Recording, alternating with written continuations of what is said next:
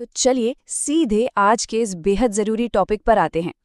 हाल ही में शिक्षा जगत में एक काफी बड़ा प्रशासनिक बदलाव हुआ है जिसने हर तरफ थोड़ी हलचल मचा दी है। बात यह है कि 14 तारीख को मैनेजिंग कमेटी के प्रेसिडेंट्स को उनके पद से हटा दिया गया। अब ऐसे अचानक हुए बदलाव के बाद कई सारे सवाल उठना तो लाजमी है ना? इसीलिए इस एक्सप्लेनर में हम पूर्व वर्धमान के डीआई ऑफिस से आई एक बहुत ही महत्वपूर्ण नोटिफिकेशन को डिकोड करने वाले हैं। और हाँ, हमारा मेन फोकस इस बात पर रहेगा कि आखिर ये डीडीओ या डीडीओ का नया पद क्या है, इसके फंक्शंस क्या हैं और स्कूल के रोजमर्रा के कामों पर इसका क्या असर पड़ने वाला है। अब सबसे पहला और सबसे बड़ा सवाल जो सबके मन में आ रहा है वो ये है कि मैनेजिंग कमेटी के बिना आखिर स्कूल के फाइनेंस का काम कैसे चलेगा। सोचिए, 14 तारीख को जब अचानक से प्रेसिडेंट्स को हटाया गया तो स्कूल के एडमिनिस्ट्रेशन और खासकर फाइनेंस के मामले में एकदम से एक वैक्यूम सा क्रिएट हो गया। हम सब जानते हैं कि कोई भी स्कूल बिना लगातार फंड्स और मैनेजमेंट के तो चल ही नहीं सकता। रोजमर्रा के इतने सारे खर्चे होते हैं। तो जब पुरानी व्यवस्था अचानक से रुक गई तो स्कूल स्टाफ के सामने एक बहुत बड़ा प्रैक्टिकल प्रॉब्लम खड़ा हो गया कि भाई अब आगे के फाइनेंशियल ऑपरेशंस कौन संभालेगा और कैसे। जाहिर है, पढ़ाई का नुकसान रोकने के लिए इसका तुरंत कोई ना कोई हल निकालना बहुत जरूरी था। और देखिए प्रशासन ने कितनी तेजी से इसका हल निकाला। पूर्व वर्धमान के डीआई ऑफिस ने तुरंत एक सॉलिड सॉल्यूशन दे दिया। 15 तारीख के नोटिफिकेशन के मुताबिक बिल्कुल तुरंत प्रभाव से, मतलब इमीडिएट इफेक्ट से, जो स्थानीय सब इंस्पेक्टर्स यानी एसआई हैं, उन्हें अपने अपने एरिया के स्कूलों का डीडीएल नियुक्त कर दिया गया।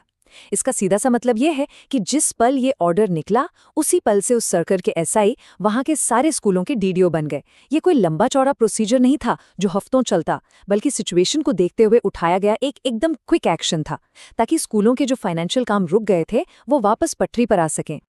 लेकिन हाँ, यहाँ एक छोटा सा कैच है।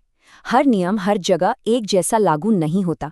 जिन नॉर्मल स्कूलों में कमेटी हटाई गई है वहां तो चलिए नए एसआई को डीडीओ बना दिया गया, पर ऐसे कई स्कूल भी तो हैं जहां पहले से ही कोई एडमिनिस्ट्रेटर या कोई डीडीओ काम कर रहा है। तो डीआई ऑफिस ने ये बात बिल्कुल साफ कर दी है कि ऐसे स्कूलों में कोई नया डीडीओ अपॉइंट नहीं किया जाएगा। मतलब जहां पहले से ही फाइनेंस का काम ठीक ठाक चल रहा है वहां किसी नए अधिकारी को ला के सिस्टम डिस्टर्ब करने की कोई जरूरत नहीं है। काफी लॉजिकल सी बात है ना?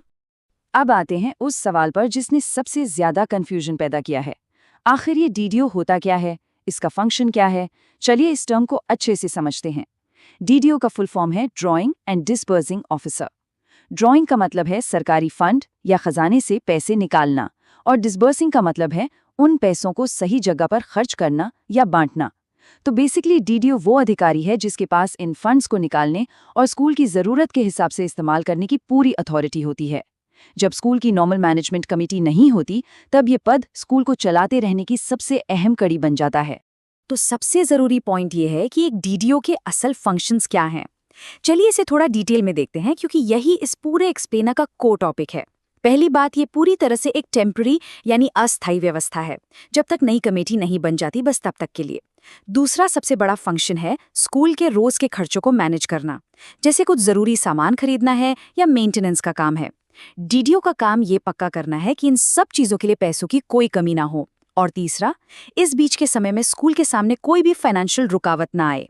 अगर आसान शब्दों में कहें तो डीडीओ का इकलौता और सबसे जरूरी काम स्कूल के फाइनेंशियल ऑपरेशंस को स्मूथली चालू रखना है, ताकि पैसों की कमी की वजह से स्कूल का कोई भी काम ना रुके। और यहीं पर एक बहुत ही क्लियर बाउंड्री सेट कर दी गई है। देखिए, डीडीओ को जो भी पावर्स मिली हैं वो सिर्फ और सिर्फ फाइनेंस या पैसों के लेन देन तक ही सीमित हैं। स्कूल के बाकी के जो प्रशासनिक मामले हैं, जो नॉन फाइनेंशियल एडमिनिस्ट्रेशन है, वो डीडीओ के दायरे में बिल्कुल भी नहीं आता। ये एकदम साफ कर दिया गया है। तो अगर किसी के मन में ये डाउट है कि क्या डीडीओ स्कूल के एकेडमिक या दूसरे जनरल फैसलों में दखल देंगे, तो इसका जवाब है बिल्कुल नहीं। उनका काम सिर्फ फाइनेंस तक है और वहीं पर उनकी जिम्मेदारी खत्म हो जाती है। ये एक बहुत ही इंपॉर्टेंट पॉइंट है जिसे समझना जरूरी है ताकि कोई गलतफहमी ना रहे। तो अब हम इस एनालिसिस के बिल्कुल आखिरी पड़ाव पर आ गए हैं। पूर्व वर्धमान में जो ये एकदम से एडमिनिस्ट्रेटिव स्टेप लिया गया है, इसके बाद एक बहुत बड़ा सवाल ये उठता है कि अब बाकी जिलों का क्या एक्शन होगा। जैसी सिचुएशन दिख रही है, ये उम्मीद की जा सकती है कि बहुत जल्द बाकी जिलों से भी ऐसी ही नोटिफिकेशंस आनी शुरू हो जाएंगी और वहां के स्कूलों को भी जल्द ही ऐसे ही आदेश मिल सकते हैं। ये जो एक टेम्पररी फाइनेंशियल स्टॉप गैप बनाया गया है ना, इसने पूरे राज्य के लिए एक तरह से रास्ता सेट कर दिया है। अब ये देखना सच में बहुत दिलचस्प होगा कि पूरे स्टेट में इस टेम्पररी फाइनेंशियल सिस्टम का कितना असर पड़ता है और बाकी जिले इसे कितनी जल्दी ऑर्डर मिलाते हैं। इस एक्सप्लेनर में हमारे साथ जुड़ने के लिए शुक्रिया और इस नए बदलाव के आगे क्या नतीजे होते हैं, इस पर नजर बनाए रखिएगा।